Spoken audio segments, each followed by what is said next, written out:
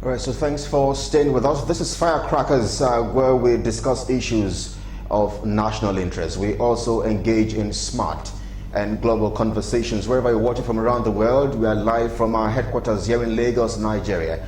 I am Kelly Egiga. Let's cross over live again, where Dr. Funmilayo Waheed is standing by to speak with us, the founder of the Funmi Ayenke Humanitarian Foundation. Thank you so much, Dr. Funmi. Earlier I was asking you, Dr. Funmi, it's the International Day of the Girl Child, as of course prescribed by the United Nations. I can only imagine how excited you are about this day, Dr. Funmi Ayenke.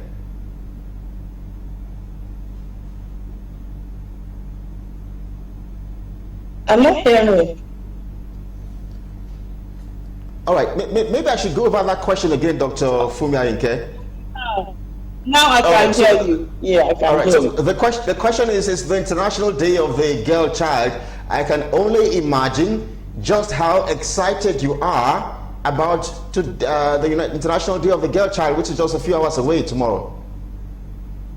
Yes, so it is a fact that I'm a strong advocate of International Child's Day, and this is born out of the fact that I was actually raised by my mom, and since the death of my father, this made me believe that girls are leaders. Girls are the fundamental source of transformation change for every gender equality and technology. So it's a crucial to support their teams, and I'm looking forward to tomorrow to celebrate every of our girl child.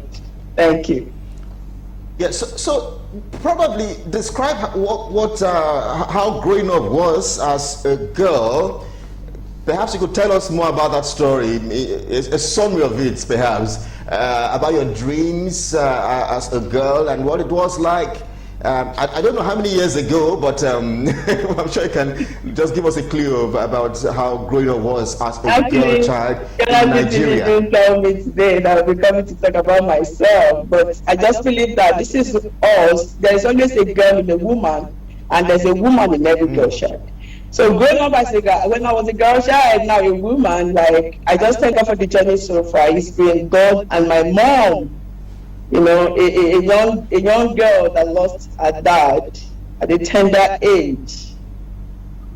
I mean, going through the journey with your mother, with my dream inside me, with so many things I believe in myself that I can achieve.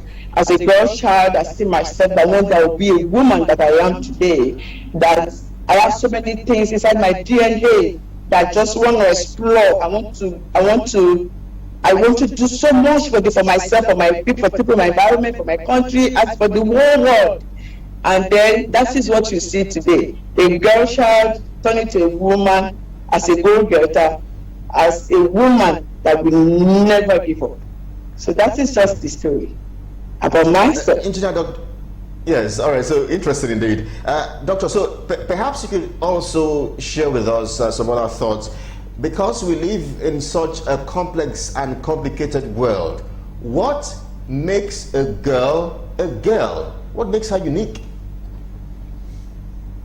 Yeah, I need to say this, that, let's start from the fact that a girl is the woman, like I said, a girl is a woman that's inside, a girl is a woman inside the woman, and a woman is that girl that you once gave back to.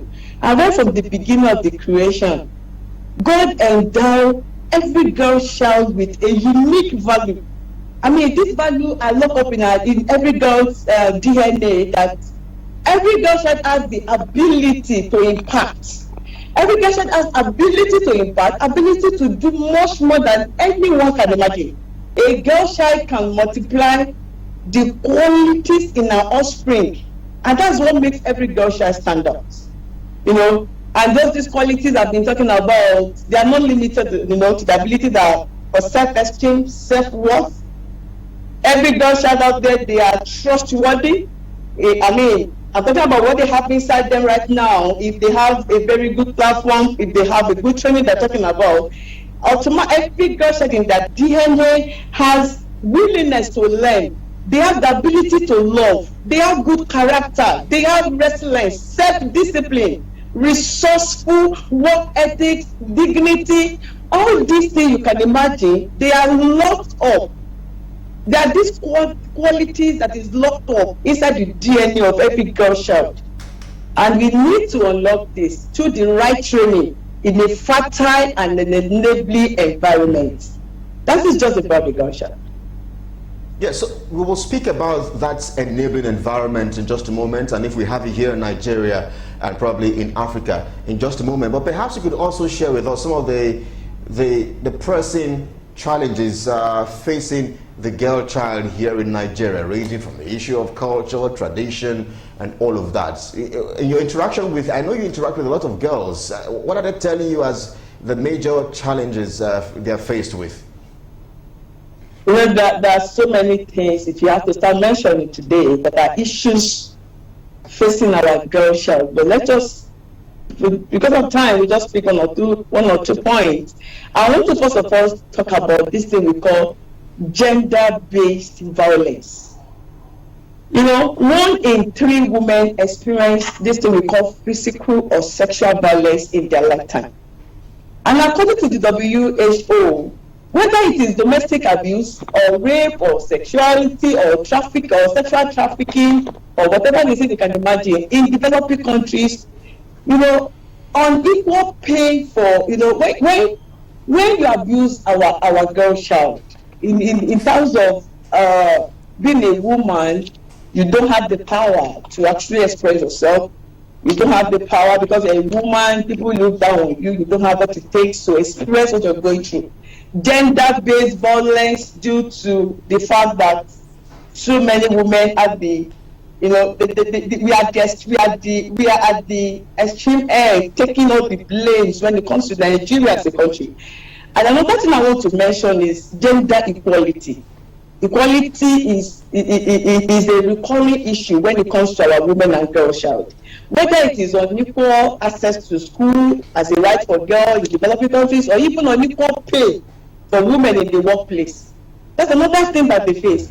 And let me now say this, in a world where we have 95% of countries today that are being led by a male head of state, it is clear that we as global communities, we have a long way to go when it comes before any woman can even have a fair shake to be put into that position of power. So as it is, that's one of the points that our girl child are facing today. Another thing I'll quickly mention is what we call child marriage. An estimated over 140 million girls child today, they will become child brides between the year of 2013 to 2023, according to reports. Girls who marry before the age of 18 are typically denied an education.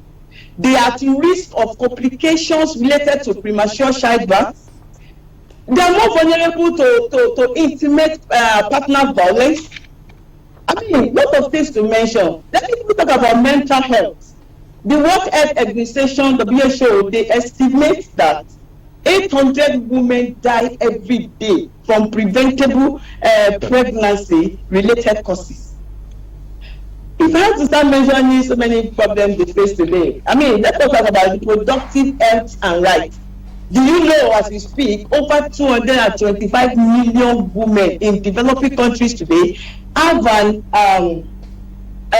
unmet needs for family planning, contributing to about 74 millions of unplanned pregnancy. In fact, according to WHO, they even said that 36 million abortions every year. According to the figures cited by this Women Deliver, a women advocacy group that I read. This is sad about our girl child. Let's now look at our environment, employment opportunity. Even in a country as wealthy as America, you can imagine that women still experience major inequality in the workforce. Employing women to earn their fair share could benefit their communities in a big way. But you know, women are likely to they just believe that because you're a woman, you don't have a need. You don't have a need. It's just your family. It's just a man that should do this. So many things to mention. And I will say the last one I just want to think about today is access to education.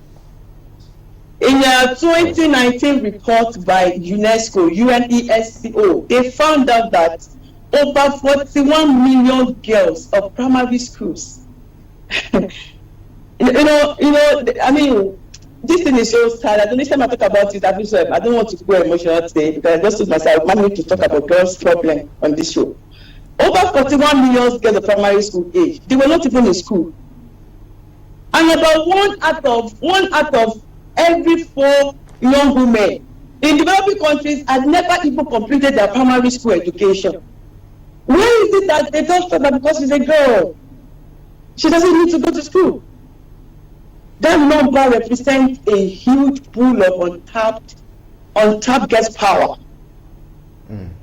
That same report, they also suggested to us that they suggest that educated women right now, they are more likely to get married later.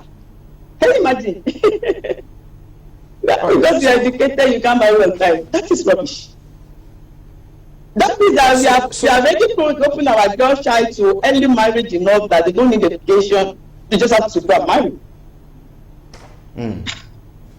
To get there, that's just like yeah, so indeed you have been able to chronicle a lot of these issues and challenges the girl child is faced with. Incidentally, you mentioned the mental health, and today is also the International Mental Health Day. It's good that we've given that a mention as well. But why we stay with these issues, girls are faced with here in Nigeria and on the continent and globally as well? Let's talk about the opposite of the girl child, the boys, especially here in Nigeria and the continent where there's a lot of attention on the girls. The girl, for instance, she's taught how to sit, she's taught how to talk, she's taught how to do a lot of things, clean, tidy, wash. On the other hand, the boys are made to just enjoy themselves, relax. They could watch TV with their daddies in the sitting room, while the girl child, so much emphasis is laid on her. I wonder if you think that there's something wrong with this kind of upbringing, as you also pay close attention to our culture as a people. That's what we are talking about. When we come to this thing we call African mentality in quote, that being a girl child, you must do the domestic work at home. Being a girl child, you must be the one to go to the kitchen. Being a girl child. In fact, they make this thing called men at the head, as if men should just have to sit down and somebody will just come and worship them every time. I will say this today, that as good as it is for you to educate your girl child on everything called domestic at home, you need to also educate the male child equally. In fact, I love my mom for what she did for us. My brother even know how to cook more than me. You can imagine. Because she doesn't even believe that being a boy, you have to be lazy. And when you check what is happening right now in Nigeria, that's why you have our girl child becoming the best student in school, the best president in math, best president in this, because we have not really made our boys at home to get used to hard work. So that thing is even affecting their education. But when they get to school, they just believe that as my mommy will just give me food, teacher should just put the word in my brain. I think International Girls' Child this year should make every parent to start seeing this equality about a girl child and a boy child. They are the same. We are equal rights, equal education, equal domestic training, equal like me that have 3 boys a girl. Can you imagine? Before the last boy we put on to a girl that can sweep, the boy has to learn how to sweep first. They must know all these things. It's normal for them to learn it, so that they can even help our environment. And if you see a lot of problem we have in Nigeria right now, God forbid we won't have it again. God's going to heal our country. If you talk about the kidnapping, if you talk about the robbery, there are male kids that are doing it majorly because they are lazy on their home. So when they grow up, they cannot even cope with working. They want to quickly make the money, just like the mother is quickly giving them food. So I think this year, every parent should learn this. Equal training for all the children. That is it. Yeah. All right. Thank you.